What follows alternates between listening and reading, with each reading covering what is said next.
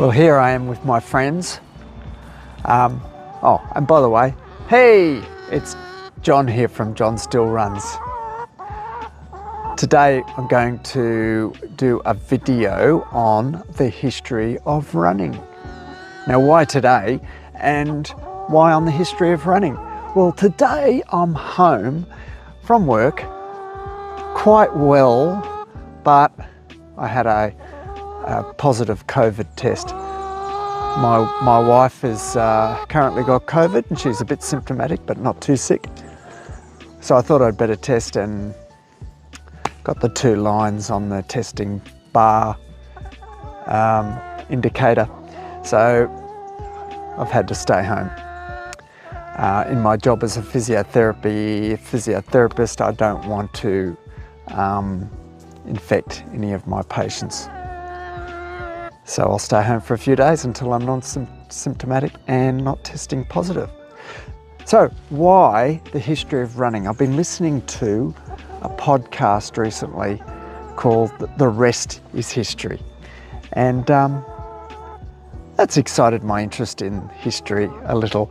Plus, when I did my first degree, Bachelor of Human Movement Studies, many years ago, one of the subjects that really interested me was the history of sport.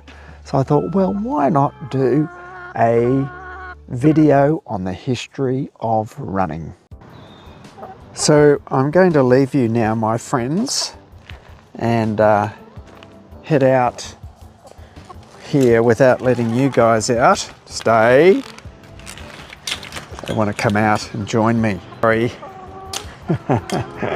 But you've got to stay in there and lay some eggs, please. Pretty please. The history of running. Well, I've got a confession to make. The confession is I haven't done all the research myself. I've employed the aid of 2 AI apps, ChatGPT and a new one for me, Grok. And I asked ChatGPT and Grok to write me a 15-minute speech on the history of running. Surprisingly similar to each other with some subtle differences. And not too different to what I would have come up myself, but has saved me hours of research. Bit lazy, I know, but I wanted to present some information to you guys. And maybe I'll elaborate on some of these points on the history of running. Where do we start our journey, our history of running? Perhaps we start even before history was recorded. Anthropologists report that the first hunters probably hunted creatures, beasts, by persistent running. Just running gently, slowly, over a long period of time. I'm thinking zone 2 here. I'm thinking jogging over a long, long time. Because humans could sweat. Humans had long legs with arches on their feet. To absorb shock, could run a long way. Eventually the beast would get exhausted and be clubbed, and I guess that was the first way that people were able to eat meat. As we move through the use of running for survival, it was probably used for ritual and ceremony as well. In ancient Egypt, 2700 BC, the pharaohs were involved in a running event during a festival called the Heb-Sed festival, where they had to run around their temple for a long time to prove their fitness as a ruling pharaoh, ruling king. Had to prove himself, and if he couldn't complete the distance, apparently it wasn't all that good for him. Ceremony. Cultures used running for communication as well. In the Inca culture, the Mesoamerican cultures, there was a group of people called the Chasqui who ran vast distances to relay messages and goods right across the Inca Empire. And the Persians and the Chinese apparently had these messenger systems too, over many hundreds, if not thousands of kilometers. And of course, Greece, ancient Greece, the legendary story of Pheidippides, the Athenian messenger, had him running from Marathon to Athens, about 25 miles, several times, back and forward, and eventually announcing victory over the Persians and collapsing and dying. Could be a myth, we don't know, but it certainly did inspire the marathon event that we have now over, well, originally 25 miles, but now it's become 42.2 Ks. And of course, Greece also instituted competition between individuals and between cities as well. So the ancient Olympic Games, around about 700 BC or thereabouts, had running events, as well as other events that simulated warfare. Running was very important in warfare, either running into a battle or, in my case, probably running away from a battle. These running events in the ancient Greek games were actually held in the nude, which would have been quite awkward and, in my opinion, fairly uncomfortable for various reasons. And from the Greeks doing their running in the buff, we move on to the ancient Roman civilization, where of course they had their sporting events, and which included running. After the collapse of the Roman civilization, running events seem to have declined according to the historians. However, there were some pockets of races recorded in places like Scotland and Japan with martial arts training. And back in Britain, there were football matches where villagers would compete against each other with a pig's bladder and try and get that ball from one village to the other through any means possible, usually quite violent. And I guess running was part of that, but it wasn't sort of like an official sport as such. Across the Atlantic, over in New York City, the first recorded official running race was in New York City, 1837, a 10-mile event. And then if we go back to England, the prestigious universities of Oxford and Cambridge started athletics clubs and had their first recorded event in 1864, and that would have included running as well. And of course, during that time, there was a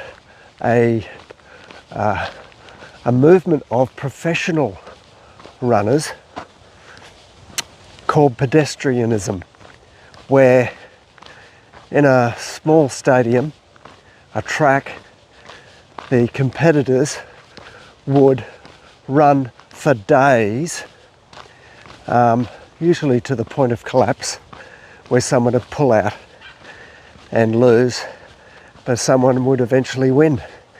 And of course, there were vast amounts of money bet on these events. And the competitors actually had quite a good living, professional running in England during the 1800s. And if we go forward to 1896, the modern Olympic Games began. Started by Pierre de Coubertin And that first modern Olympics was held in Athens, 1896.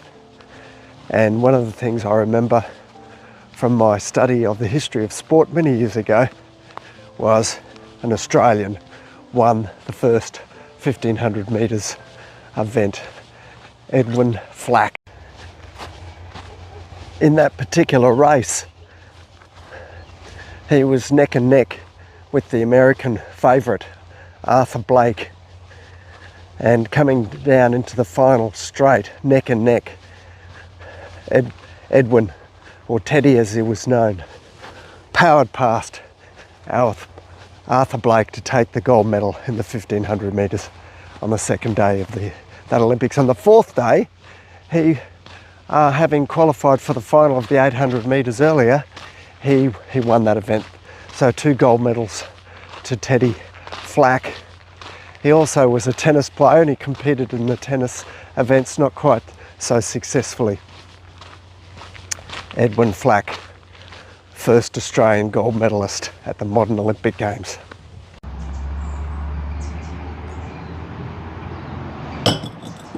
As I have a cup of tea, I also remember reading how Edwin Flack, Teddy Flack, also competed in that first Olympic Games marathon that was eventually won by Spiridon Louis, a Greek athlete who received much acclaim afterwards.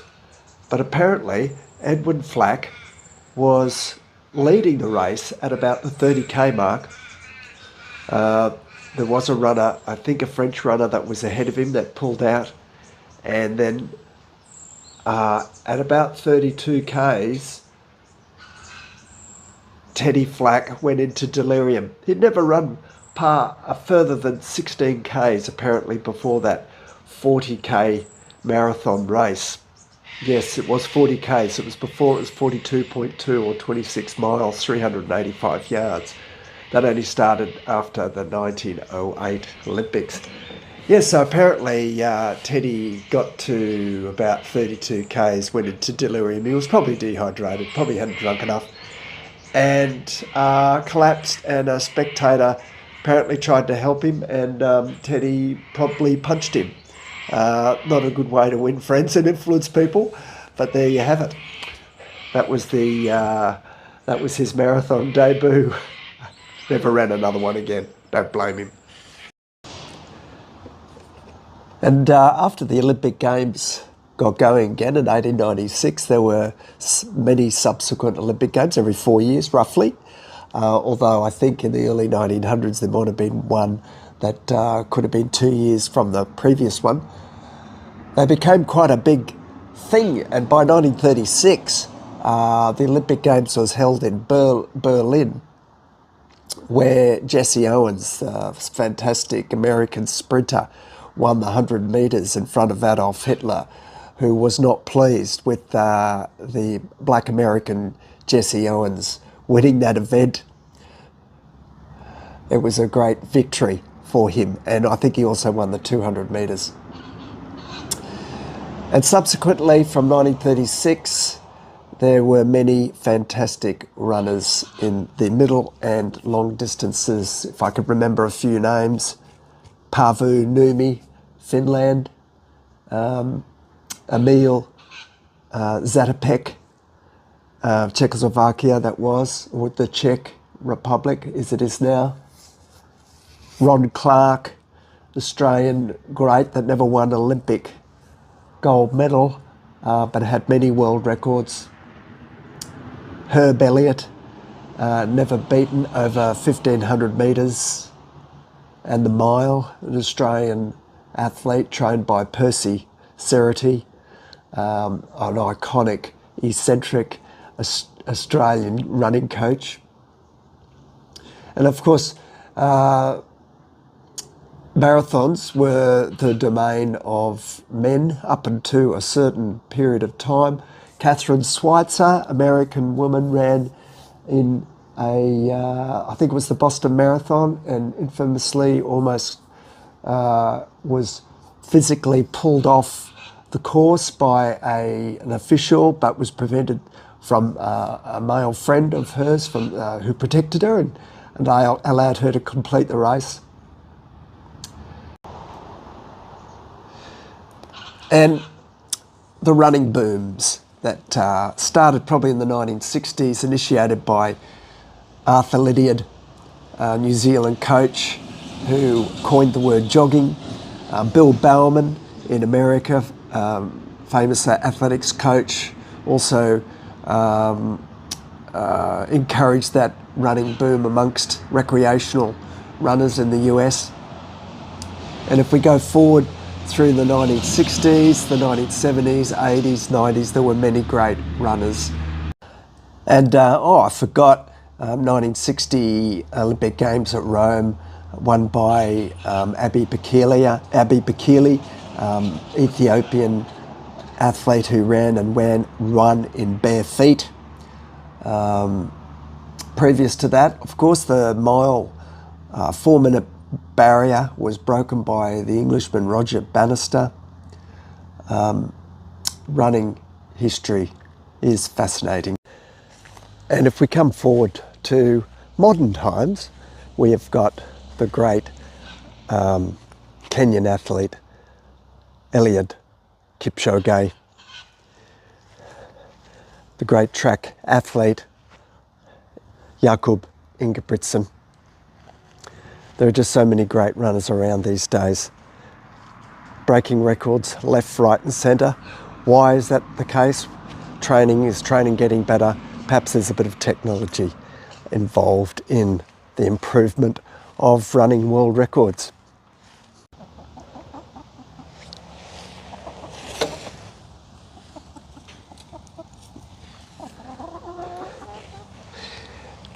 And what about now, for you and I? What does running mean for you historically? Is running something that you've taken up recently, or have you been a long-term runner for many years like myself? Think of yourself as a runner or someone that's just learning to run. Whatever and however you feel you are, running is a great metaphor for life, keeping going one step in front of the other. So there's my incredibly brief history of running. I can't exactly describe myself as an historian, but however, I really enjoyed making this video. And thank you ChatGPT and Grok AI applications that put me in the right direction as far as the development of running goes, from prehistory times to modern times. Yes, modern times. Bit of a running boom at the moment. We've got lots of running clubs springing up everywhere.